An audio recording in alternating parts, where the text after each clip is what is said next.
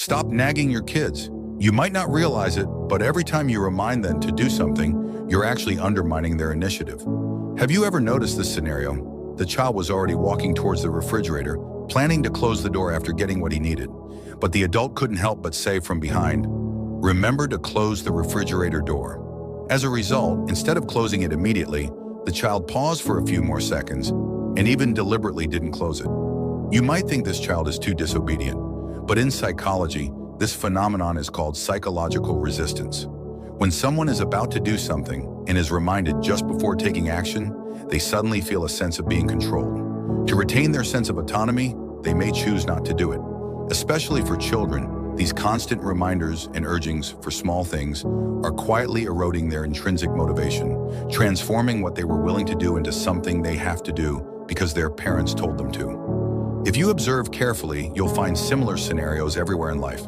Hurry up and do your homework. Don't dawdle. Put your shoes away neatly after changing.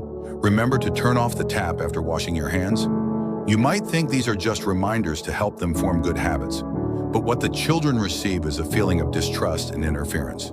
They will gradually associate these things with negative experiences, and over time, this turns into procrastination, resistance, and even deliberately going against their parents.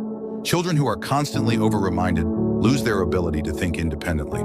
This makes them do things not because they want to or should, but because they might be scolded if they don't. External motivation cannot support true growth.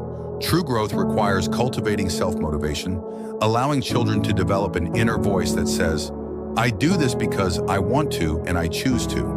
And this strength often comes from being trusted, respected, and allowed to make mistakes. So sometimes it's not that parents shouldn't remind, but they should hold back just a moment before blurting it out, being a bit slower. If you see your child doing the right thing, even if it's a bit slow or the method isn't perfect, please try to keep quiet and give them the opportunity to complete it independently.